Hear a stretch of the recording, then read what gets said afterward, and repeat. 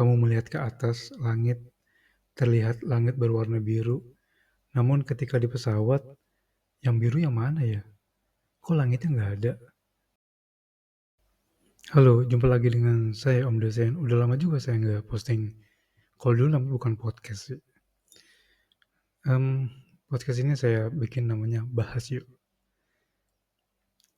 Oke, kita bahas kapan ada itu disebut dengan ada ya. Untuk membahas itu ada yuk kita bahas dua pendekatan. Kenapa sih perlu pakai pendekatan?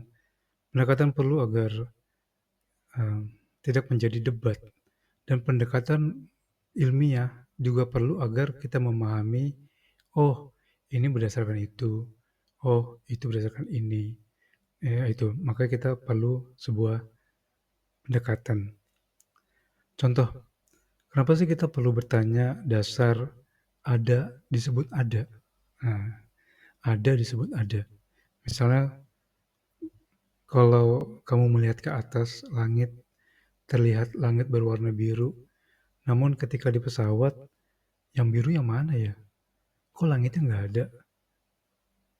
Yang kita lihat dari bawah kelihatan biru, bagus, kok di langit nggak ada? Atau kita melihat pegunungan dari jauh, terasa indah, tinggi, bagus. Tapi semakin kita mendekati gunung, tapi gunungnya nggak ada. Gunungnya semakin tidak ada, pemandangan yang indah itu semakin tidak ada. Nah, menjadi pertanyaan kan, ada itu sebenarnya ada apa tidak? Nah, maka sebenarnya ada itu, apa jangan-jangan ada itu tidak ada?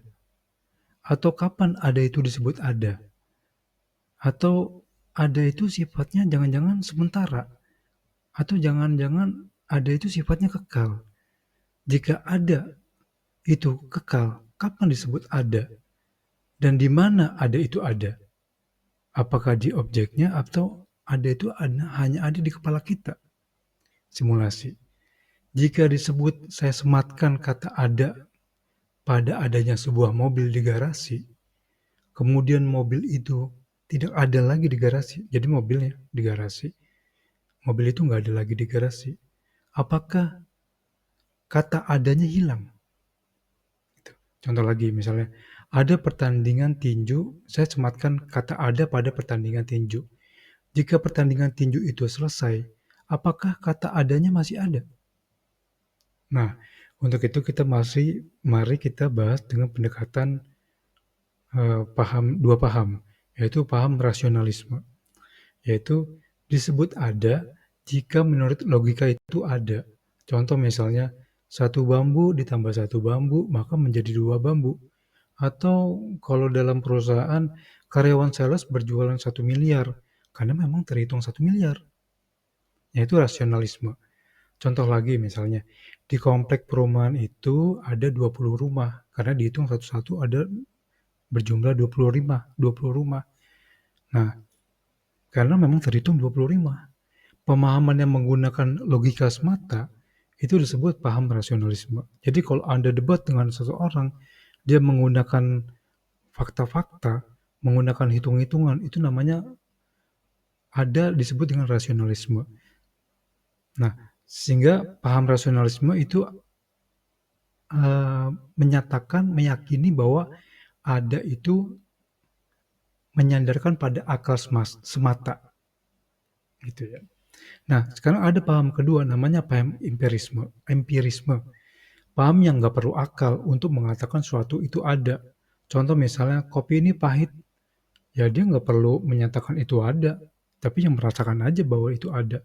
Atau gado-gado itu enak. Bagi yang nggak makan gado-gado nggak tahu.